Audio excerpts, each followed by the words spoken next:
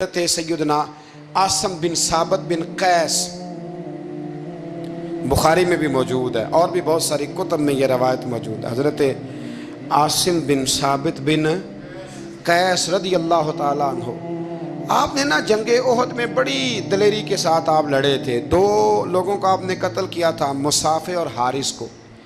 ان کی والدہ سلافہ بنت سعد، سلافہ بنت سعد بڑی مالدار عورت تھی، بڑی تیز تھی۔ اس نے قسم کھائی تھی کہ میرے دو بیٹے چونکہ حضرت عاصم بن ثابت نے قتل کر دیے، اس نے قسم کھائی تھی کہ میں نا معاذ اللہ انہیں قتل کراؤں گی اور ان کی گردن اترواؤں گی اور ان کی کھوپڑی میں شراب بھر کے پیوں گی۔ جملے بولنے والے کئی دفعہ بڑا ہی بول جاتے ہیں۔ حضرت عاصم بن ثابت بن قیس رضی اللہ تعالیٰ، سلافہ بن سعد کہنے لگی کہ میرے بیٹے چونکہ انہوں نے قتل کیے تو 100 اونٹ دوں گی جو انہیں شہید کرے گا، اور پھر میں معاذ اللہ ان کی گردن اتروا کے کھوپڑی کے اندر شراب بھر کے پیوں گی۔ حضرت عاصم بن ثابت بڑے بہادر تھے، قابو نہ آ سکے۔ کافروں نے ایک چال چلی کہ مدینے سے کچھ مبلغ مانگے تبلیغ کرنے کے لیے، بطور مبلغ کو مانگا، لیکن رستے میں بددیانتی کی، جھوٹ بولا، ظلم کیا، انہیں گرفتار کیا اور گرفتار کر کے معاذ اللہ تعالیٰ انہیں بیچنا چاہا۔ حضرت عاصم بن ثابت کہنے لگے میں میدان کا آدمی ہوں، میں قید ہونے سے لڑائی کرنے کو بہتر سمجھتا ہوں، میں کفار کا قیدی ہونے سے شہید ہونے کو فضیلت دوں گا۔ تلوار نکال لی، نیزے نکال لیے، لڑنے لگے۔ اب اکیلا آدمی اور سامنے درجنوں بیسیوں لڑنے والے، سب کا رخ جب انہی کی طرف ہوا تو حضرت عاصم بن ثابت بن قیس رضی اللہ تعالیٰ عنہ سمجھنے لگے اب شہید ہو جاؤں گا، تو آپ نے ایک دعا مانگی، کہنے لگے اے اللہ میرے بدن کی حفاظت کرنا، اے اللہ میرے وجود کی حفاظت کرنا، گویا میری لاش کی یہ بے حرمتی نہ کریں، اللہ حفاظت کرنا۔ شہید کر دیے گئے۔ جیسے ہی آپ شہید ہوئے تو اب وہاں تو منت یہ تھی نا معاذ اللہ کے گلا کاٹیں گے اور معاذ اللہ کھوپڑی میں شراب پیئیں گے۔ انہوں نے دعا کر دی، یا اللہ حفاظت کرنا۔ آپ سب بھی دعا کریں، یا اللہ ہماری حفاظت فرما، اے اللہ دنیا میں بھی حفاظت فرما، قبر میں بھی حفاظت فرما، حاسدوں سے، شریروں سے، مفسدوں سے، اے اللہ حفاظت کرنا۔ یہ دعا فرمائی۔ جب آپ شہید کر دیے گئے نا، لاش مبارک قریب تھی تو کافر گردن کاٹنے کے لیے آگے بڑھے تو سینکڑوں کی تعداد میں شہد کی مکھیاں آ گئیں۔ انہوں نے گھیرا ڈال لیا سارے وجود کو۔ اب کتنی کو مکھیاں اڑائیں؟ ایک کو اڑاتے ہیں 10 اور آ جاتی ہیں، 2 کو اڑاتے ہیں 10 اور ان کا خیال تھا شاید وجود کاٹنے آئی ہیں۔ وہ چلے گئے، کہنے لگے شام کو جب مکھیاں چلی جائیں گی تو دوبارہ آئیں گے۔ لیکن جب مکھیاں اڑی تو انہوں نے وجود کو چھوا بھی نہیں تھا، انہوں نے وجود کی حفاظت کی، دعا مانگی تھی، اے اللہ ان سے میری حفاظت فرما، مجھے ثابت قدم رکھ۔ مکھیوں نے وجود کو چھوا بھی نہیں، اور جب رات ہوئی تو نہ بادل تھے، نہ پانی تھا، نہ ہوا تھی، لیکن اللہ نے پانی بھیجا، بارش آئی اور حضرت عاصم بن ثابت کی لاش کو بہا کے لے گئی، وجود بہا کے لے گئی۔ سویرے ڈھونڈتے رہے پر ان کا وجود کسی کو ملا۔ بعد مرن دے مکھڑا میرا ہو جاوے جے تازہ، پھر سمجھ لینا محبوب میرے نے آن پڑے ہے جنازہ، پھر سمجھ لینا محبوب میرے نے آن پڑے ہے۔ اور ایک شعر پڑھنا دوں چراغے گولڑا کا، کئی دفعہ پڑھتا ہوں، آج پھر نہ کہہ دوں۔ کہنے لگے بے قدرہ کچھ قدر نہ جاتی، کیتی خوب تسلی ہو، دنیا دار پجاری زردے کتیاں دے گل ٹلی ہو، بک بک روشن اکھیاں تکیو ویک حویلی کلی ہو، کوچ نصیر آسان جدوں کیتی پہ جانی تر تھلی ہو۔ تو یاد رکھ میرے بھائی، جب آپ ثابت قدم، حضرت خباب رضی اللہ تعالی عنہ، بخاری میں ذکر ہے، کتب حدیث میں، کتب سیرت میں ذکر ہے۔ حضرت خباب رضی اللہ تعالی عنہ نے اس وقت کلمہ پڑھا جب ابھی 5 لوگ کلمہ پڑھتے تھے، کل بندے السابقون الاولون۔ آپ فرماتے ہیں جس عورت کا میں غلام تھا نا، ام انمار اس کا نام تھا، وہ مجھے بڑی سخت سزائیں دیتی تھی۔ آپ لوہار کا کام کرتے تھے، سلاخیں، آپ کو پتہ ہے لوہار سلاخ رکھتا ہے پہلے آگ میں بھٹی میں، پھر وہ جب پوری طرح تپتی ہے پھر کچھ بنتا ہے، لوہار کا کام کرتے تھے۔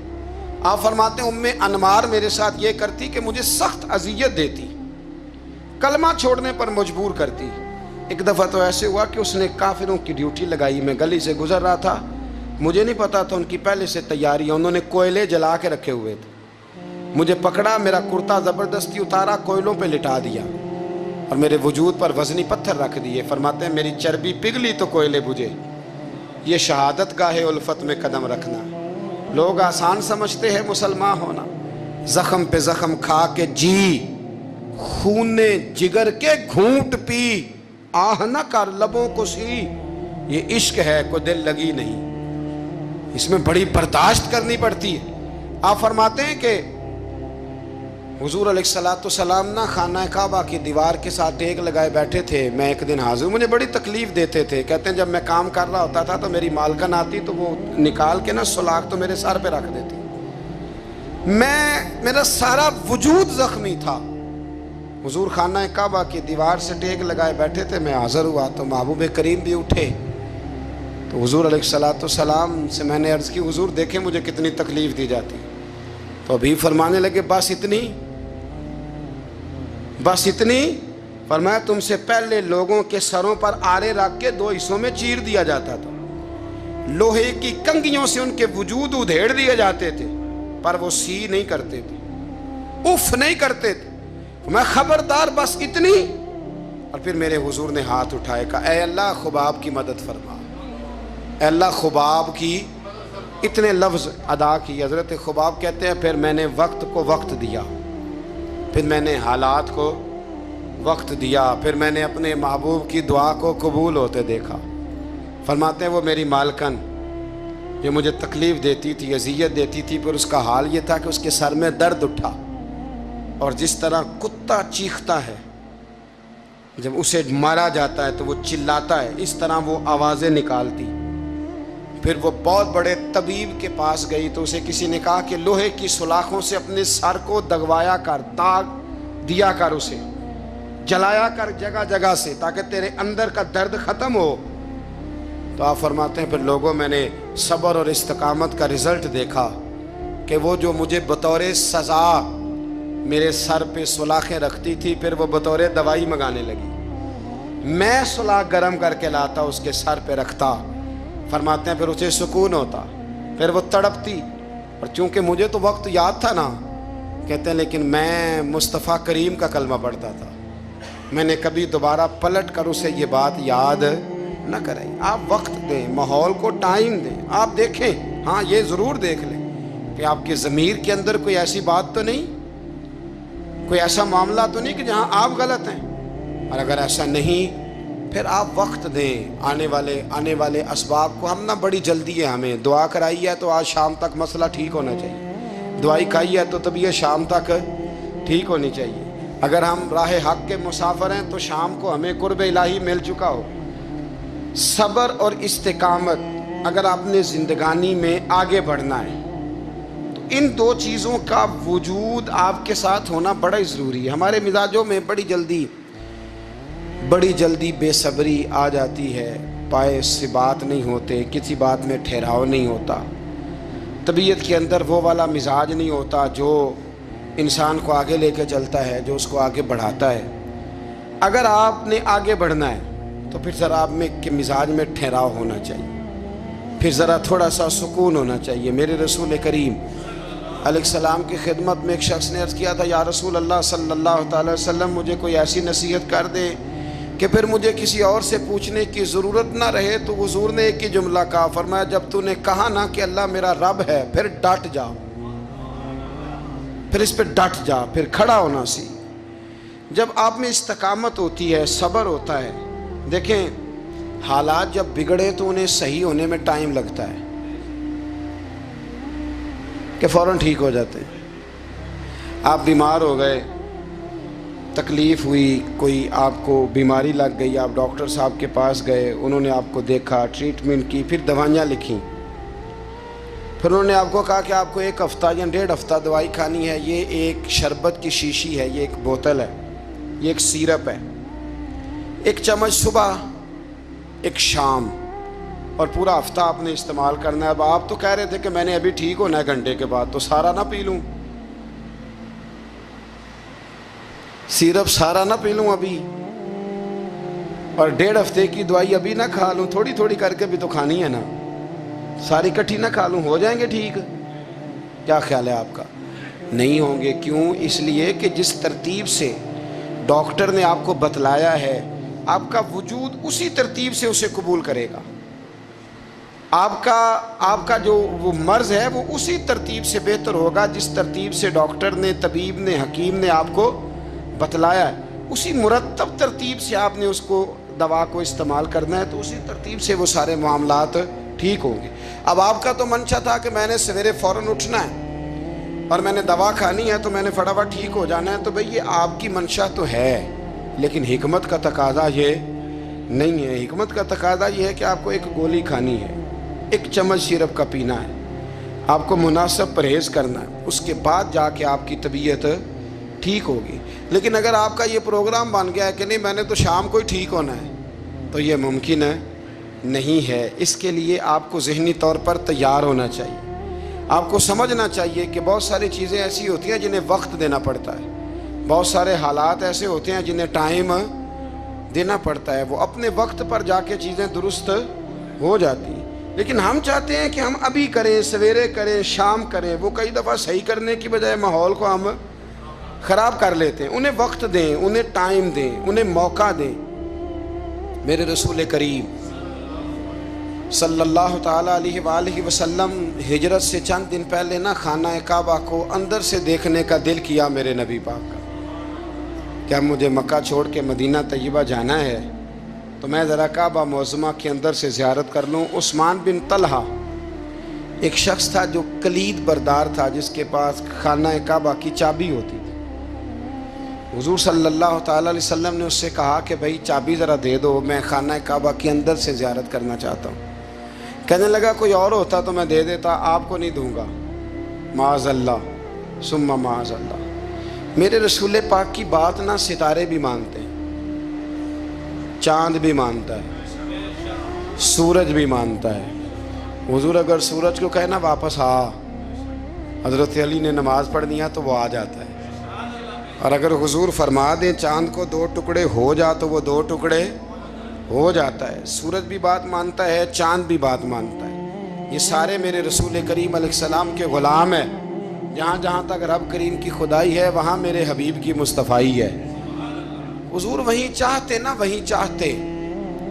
تو حضرت عمر اگر حکم دیں تو زمین تیل واپس کرتی ہے، تو حضور حکم دیتے تو وہ کافر اندر دھنسا لیتی زمین، سارا کام اسی وقت ہو جاتا. لیکن حضور نے کیا فرمایا؟ جب عثمان بن طلحہ نے کہا نا کہ آپ کو چابی نہیں ملے گی، اللہ کے رسول نے فرمایا عثمان ایک وقت آئے گا جب یہ چابی تجھ سے میں لوں گا، اور جس کو میرا دل کرے گا میں اسے دوں گا. ایک وقت آئے گا کہ یہ میں تجھ سے لوں گا، اور پھر جس کو میرا دل چاہے گا میں اس کو وہ چابی دوں گا. میرے نبی کریم رؤوف الرحیم سید عالم صلی اللہ علیہ وسلم نے وقت دیا. کتنا وقت لگا؟ 2 دن، 4 دن، 5 دن، 10 سال لگ گئے. حضور نے مکہ کو فتح کیا، حضور تشریف لائے. وہی چابی عثمان بن طلحہ کے پاس تھی. محبوب کریم نے بت توڑنے تھے، کعبہ کو ان سے پاک کرنا تھا. فرمایا لاؤ نا چابی کدھر ہے؟ عثمان کہتے ہیں حضور نے تو بات نہیں جتلائی، پر مجھے وہ لفظ یاد تھے کہ عثمان ایک وقت آئے گا. ایک سمجھیے گا بات کو، ایک وقت آئے گا جب چابی میں لوں گا، اور پھر جس کو میرا دل کرے گا میں اسے. پھر وقت آ گیا، پھر حضور نے چابی لے لی، پھر نبی پاک نے بت توڑے. پر قربان جاؤں مدینے والے محبوب کے طریقے پر، فدا ہو جائیں حضور علیہ الصلوۃ والسلام کے کمال درگزر پر. جب حضور فارغ ہوئے نا بیت اللہ کو صاف کر کے، تو فرمایا کدھر ہے ابھی عثمان بن طلحہ؟ وہ آئے تو حضور فرمانے لگے یہ چابی پہلے تیری خاندانی وراثت تھی، پھر میں نے اپنے وعدے کے مطابق لے لی، اب میں تمہیں واپس کر رہا ہوں. اب یہ چابی میں تمہیں واپس کر رہا ہوں، میں یہ چابی میں تمہیں دے رہا ہوں. لہٰذا اب تیری نسل سے بھی قیامت تک کوئی نہیں لے گا، میں تمہیں یہ چابی دے رہا ہوں. تو بھائی وقت کا انتظار کریں. اور عثمان بن طلحہ کہتے ہیں میں نے حضور کا یہ کمال کرم دیکھا تو میں کلمہ ہی پڑھ گیا، میں مسلمان ہی ہو گیا۔ وقت کو دیکھیں، وقت کا انتظار کریں، آنے والا ٹائم دیکھیں۔ ہم نا ٹائم نہیں دیتے، ہمیں جلدی بڑی ہے۔ کاروبار ٹھیک ہو جائے تو شام کو ہو جائے، بچہ تندرست ہو جائے تو پھر شام کو ہو جائے، مخالفین ٹھیک ہو جائیں تو شام کو ہو جائیں۔ ہمارے سارے کام شام سے پہلے پہلے، بلکہ جو ولی بننا چاہتا ہے وہ بھی کہتا ہے 1.25 گھنٹے میں بنا دو، لیٹ نہ کرو۔ کیونکہ بہت سارے تو کہتے ہیں یہ ایک نظر کریں، میں نے کہا آپ کوئی عمل بھی کریں نا، آپ تھوڑی محنت بھی کریں نا۔ کہتے ہیں ایک نظر کریں۔ ہمارے درویش کہا کرتے تھے کہ آج کل مرید کہتے ہیں نہ نماز پڑھاؤ، نہ روزہ رکھاؤ، نہ وظیفہ کراؤ، نہ کوئی اور کام کراؤ، سانو ایویں ہی بخشاؤ۔ تو بھئی اللہ نے خود 5 نمازیں فرض کی ہیں، رمضان کے روزے فرض کیے ہیں، زکوٰۃ فرض۔ تو جب اللہ نے ذمہ داریاں لگائی ہیں تو پھر کون ہے جو بغیر ذمہ داریوں کے آگے جائے؟ تو اپنی زندگی میں چیزوں کو سمجھے، غور کریں۔ وقت آپ کو دینا ہے، اور جب آپ وقت دیتے ہیں تو بہت سارے معاملات ٹھیک ہو جاتے ہیں۔ حضرت عمار بن یاسر بڑا شروع میں کلمہ پڑھا۔ ان لوگوں نے بڑی تکلیفیں اٹھائیں جنہوں نے آغاز اسلام میں کلمہ پڑھا، حالات اور طرح کے۔ میرے حضور کو بڑی اذیتیں دی جاتی تھیں۔ ابو لہب، عقبہ بن ابی معیط، یہ حضور کے 2 ہمسائے تھے۔ کچھ نفسیاتی تکلیفیں لوگ دیتے ہیں، ذہنی طور پر پریشان کرتے ہیں، مزاج ہوتا ہے۔ وہ دونوں کیا کرتے تھے، وہ سارا اپنے گھر کا کوڑا کرکٹ لا کے حضور کے دروازے پر پھینک جاتے۔ تو نبی کریم صلی اللہ تعالی وسلم فرماتے تھے کیا خوبصورت حق ہمسائیگی ادا کرتے ہو، کیا اچھا تم حق ہمسائیگی۔ اور دونوں طرف کے ہمسائے تکلیف دیتے، اذیت دیتے، حضور کو پریشان کرتے۔ حضرت عبداللہ ابن مبارک رحمۃ اللہ علیہ کا ہمسایہ بھی اسی طرح کرتا تھا، وہ اپنے گھر کا سارا گند کچرا اٹھا کے آپ کے گھر میں پھینک دیتا۔ 1 دن بھی پھینکا، 2 دن بھی پھینکا، 3 دن بھی پھینکا، 4 دن بھی پھینکا، 5 دن بھی پھینکا، مہینوں بیت گئے۔ ایک دن کہنے لگا میں روز کچرا پھینکتا ہوں، خود ہی کہنے لگا آپ کو تکلیف نہیں ہوتی؟ آپ فرمانے لگے میں نے ایک برتن رکھ دیا، ایک جھاڑو رکھ دیا ہے، جب تو کچرا پھینکتا ہے تو میں اٹھا کے باہر پھینک آتا ہوں، اب تو بند نہ کرنا، اس لیے کہ مجھے عادت ہو گئی ہے۔ اب میں نے اپنے ٹائم میں سے ٹائم اس کچرے کو دینا شروع کر دیا ہے، اب تو بند نہ کرنا، اس لیے کہ مجھے اب اس بات کی عادت ہو گئی ہے۔ اب میں روز اٹھاتا ہوں اور اٹھا کے ذرا باہر پھینک آتا ہوں، میں عادی ہو گیا ہوں تیری اذیت کا، اب میں تیری تکلیف کا۔ آپ میں سے بہت سارے لوگ شہروں کے رہنے والے ہیں، ہمارے دیہاتوں میں یہ ہوتا تھا کہ کسی بوڑھے بابے کو بچے چھیڑتے تھے، کبھی کبھی غلط کرتے تھے، ایسا کرنا نہیں چاہیے، لیکن بزرگ کو چھیڑتے تھے، تنگ کرتے تھے۔ کبھی وہ بچے نہ چھیڑتے تھے تو بزرگ خود کہتے تھے کہاں مر گئے آج سارے۔ اصل میں وہ پیار ہوتا تھا، وہ پیار لگ جاتا تھا، بتاتے نہیں تھے، لیکن علاقے کے بچوں کے ساتھ وہ غصہ ہوتا تھا، وہ چھیڑتے تھے۔ لیکن کئی دفعہ کوئی بندہ دشمنی کرتا ہے تو بندے کو اللہ کے قریب کر دیتا ہے، سجدے کا ذوق بڑھ جاتا ہے، عبادت کا مزاج بڑھ جاتا ہے، انسان کی طبیعت کے اندر خاص قرب آتا ہے۔ حضرت عمار بن یاسر رضی اللہ تعالیٰ عنہ فرماتے ہیں کہ بڑی تکلیف دیتے۔ حضرت عمار بن یاسر رضی اللہ تعالیٰ عنہ کی جو والدہ ہیں وہ اسلام کی پہلی شہیدہ ہیں، حضرت سمیہ ان کا نام تھا، اسلام کی پہلی شہیدہ۔ ان کے زیر ناف ابو جہل نے نیزہ مار کے انہیں شہید کر دیا۔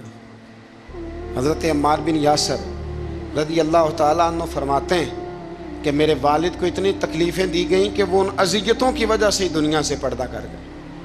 حضرت عمار بن یاسر کو خود کافر اتنا مارتے تھے کہ وہ اپنے حواس کھو بیٹھتے تھے اور ایسی باتیں کرتے تھے کہ سمجھ نہیں آتی تھی کہ یہ عمار بن یاسر بول رہے ہیں۔ اتنی سخت اذیت دیتے، اتنی سخت۔ دکھ قبول محمد بخشا، راضی رہن پیارے، دکھ قبول محمد بخشا، بس راضی رہن۔ اتنی تکلیف دیتے کہ حضرت عمار بن یاسر حواس کھو بیٹھتے، تکلیف میں آتے، بڑا سہا، بڑا برداشت کیا۔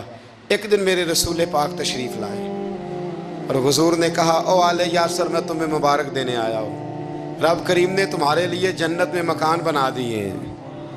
حضور نے تمہارے لیے، اللہ نے تمہارے لیے جنت میں مکانات، تمہیں مبارک ہو، تمہاری اذیتیں، تمہاری تکلیفیں، تمہارے درد، تمہاری راتیں کام آ گئیں، مالک نے تمہارے لیے مکانات بنا دیے ہیں، حالات ٹھیک کر دیے ہیں، طبیعتوں میں بہتری آ گئی ہے۔ میرے محبوب کریم رؤوف الرحیم سید عالم نور مجسم شفیع معظم آقا دو عالم صلی اللہ تعالیٰ علیہ وسلم نے انہیں خوشخبری سنا دی۔ حضرت عمار کہتے ہیں پھر حالات بدلے، پھر میں نے جو مجھے اذیتیں دینے والے تھے میں نے انہیں گڑھوں میں گرتے دیکھا۔ آپ فرماتے ہیں ابو جہل کی لاش اٹھانے والا بھی بدر میں کوئی موجود نہ تھا، اور ابو لہب جو مجھے تکلیفیں دیتا تھا وہ مکے کے چوک میں مرا ہوا پڑا تھا، پر کوئی اس کے قریب جانے والا بھی موجود نہ تھا، کوئی نہیں تھا۔ آپ فرماتے ہیں وہ حالات بھی، حضرت عمار کا اپنا کیا حال ہوا؟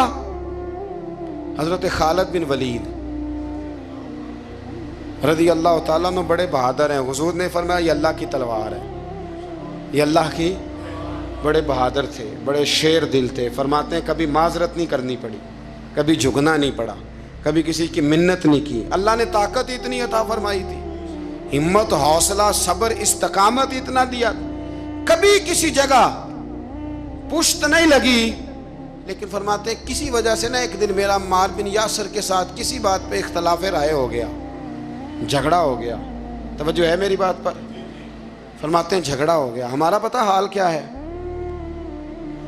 ہمارا یہ حال ہوتا ہے کہ ہمارا جھگڑا ہو جائے تو خیر ہے، لیکن اگر پڑوسی کے بچے لڑ پڑے تو ہم کہتے ہیں اس کی روزی پاک نہیں، اس کی تربیت ٹھیک نہیں۔ ہمارا بھائیوں سے رٹا ہو جائے تو معاملہ اور ہے، کسی کا ہو جائے تو معاملہ اور ہے۔ میں بیمار ہو جاؤں تو آزمائش ہے، اور سامنے والا بیمار ہو جائے تو سزا ہے۔ پھر کیا ہے؟ بلکہ پنجابی کہنے نے کیتیاں نو پھڑیا ہے، یہی کہہ دیتے، اور میں بیمار ہو جاؤں تو آزمائش آگے جی اللہ کی طرف سے۔ ایسا نہ کریں۔